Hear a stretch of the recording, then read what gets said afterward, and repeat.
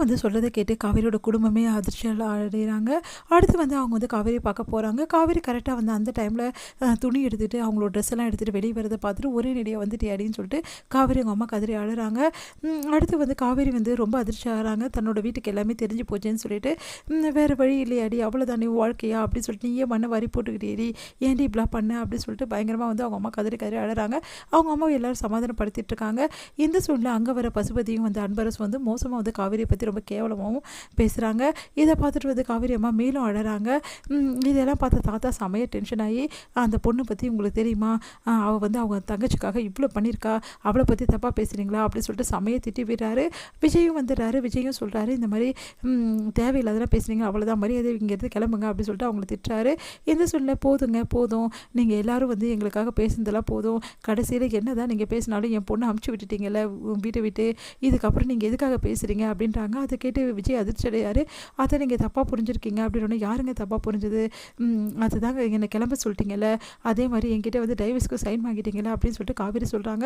அதை கேட்டு விஜய் பயங்கரமாக அதிர்ச்சி அடைகிறாரு. என்ன இவர் காவேரி இப்படிலாம் சொல்கிறானே, ஏன் இப்படி பண்ண விஜய், என்கிட்ட சொல்லியிருக்கலாம்லன்னு சொல்லிட்டு தாத்தா சொல்கிறாரு. இல்லை தாத்தா, காவேரி தப்பாக புரிஞ்சிட்ருக்கா அப்படின்னோடனே அப்படியே அதிர்ச்சியாக பார்க்குறாரு. காவேரி நான் சொன்னால் கேளுமா, கொஞ்சம் அவன் சொல்கிறத கொஞ்சம் கேளுமா அப்படின்றாங்க. பரவாயில்ல தாத்தா, எவ்வளோ கேட்டாச்சு எவ்வளோ பார்த்தாச்சு, இதுக்கப்புறம் என்கிட்ட திராணி இல்லை தாத்தா, என் அம்மா சொல்கிறத மட்டும் தான் நான் கேட்க போகிறேன், இதில் என் அம்மா முடிவு தான் எனக்கு, ஏன்னா இவ்வளோ நாள் வந்து என் முடிவில் நான் எடுத்த முடிவு தான் சரியில்லாமல் போச்சு, இதுக்கப்புறம் என் அம்மா சொல்கிறத மட்டும் தான் நான் கேட்க போகிறேன் அப்படின்னு சொல்லிட்டு காவேரி சொல்லிடுறாங்க. அதை கேட்டு சாரதா சொன்னால் கேளுமா அப்படின்னோடனே சாரதா வந்து முடிவு பண்ணுறாங்க.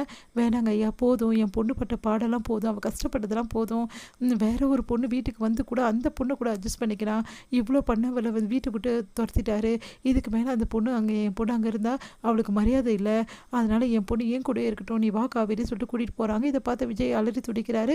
தாத்தா கிட்ட அழுகுறாரு. தாத்தா ப்ளீஸ் தாத்தா, காவேரி எனக்கு வேணும் தாத்தான்னு அழறாரு. என்ன பண்ணுறது விஜய், நான் எவ்வளோ சொன்னேன் கேட்டியா, காவேரி கிட்ட உட்காந்து பேசு, அவளுக்கு புரிய வேணும் எவ்வளோ சொன்னனே, எதுவுமே கேட்கலையே, நீ அமைதியாக இருந்துட்டியே, இப்போ பார்த்தல எவ்வளோ பிரச்சனைன்னு சொல்லிட்டு நீயும் காவேரி பெரிய நிலைமையில் ஆகிட்டீங்கன்னு சொல்லிட்டு காவேரி என்ன பண்ணுவான்னு தெரியல இப்போ அப்படி சொல்லிட்டு தாத்தா சொல்லிட்டு இருக்காரு. என்னோட கும்பல் எல்லாருமே ரொம்ப சந்தோஷமாக வந்து இருக்காங்க. காவேரியும் விஜய் அவ்வளோதான் பிரிஞ்சுட்டாங்க அப்படின்னு சொல்லிட்டு இங்கே வந்து தாத்தா வந்து நம்ம விஜய்க்கு வந்து ஆறுதல் சொல்லிட்டு இருக்காரு. கவலைப்படாதடா, சீக்கிரமாகவே வந்து காவேரி வந்துடுவா, காவேரி உன்னை விட்டு பிரிஞ்சு இருக்க முடியாது, நீ எவ்வளோ அன்பு வச்சுருக்கியோ அவ்வளோ அன்பு காவேரி உன் மேலே வச்சுருக்கா, அந்த அன்பு காதல் நிஜமானா கண்டிப்பாக அவள் திரும்பி வருவா, நீயும் அவ்வளோ சேர்ந்து வாழ்வீங்க, அந்த நாள் வரும் அப்படின்னு சொல்லிட்டு ஆறுதல் சொல்லிட்டு இருக்காரு. இங்கே வந்து காவேரிக்கு எல்லாருமே வந்து காவேரியோட நிலைமை இப்படி ஆயிடுச்சுன்னு சொல்லிட்டு அவங்க அம்மா எல்லாருமே வந்து பதறி வந்து துடிக்கிறாங்க. உடனே வந்து இப்படி வந்து உன் வாழ்க்கை இப்படி பாழாக்கிட்டு இப்படி ஆயிடுச்சேன்னு சொல்லிட்டு அழறாங்க.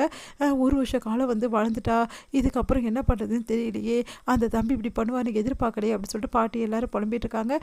இந்த சூழ்நிலையில் வந்து சொல்கிறாங்க, அக்கா எனக்காக தான் இவ்வளோ வந்து பெரிய பிரச்சனையில் நீ மாட்டிக்கினியாக்கா, மாமாவும் நீயும் கல்யாணம் பண்ணிக்கிறது எனக்காக தானேக்கா, சாரிக்கா, என்னால் தானே உன் வாழ்க்கை இப்படி ஆயிடுச்சு, அம்மா சொல்கிறாங்களே அப்படி சொன்னோன்னே, அதெல்லாம் இல்லை நர்மதா, நீ குழந்தடி, நீ அப்போலாம் பேசக்கூடாது நர்மதா, உன்னால் எனக்கு எதுவுமே பிரச்சனை இல்லைடி அப்படி சொல்கிறாங்க. அக்கா அப்படி சொல்லிட்டு அழறாங்க ரெண்டு பேரும். இவங்க ரெண்டு பேரும் பார்த்து எல்லாருமே வீட்டில் அழறாங்க. இப்படி பண்ணுவான்னு சொல்லிட்டு அந்த விஜய் நினச்சி கூட பார்க்கலாம், அவெல்லாம் ஒரு மனுஷனா, காவேரியை போய் திருப்பி அனுப்ப அவனுக்கு இப்படி மனசு வந்தது அப்படின்னு சொல்லிட்டு குமரன் செம்மையாக டென்ஷன் ஆகுறாரு.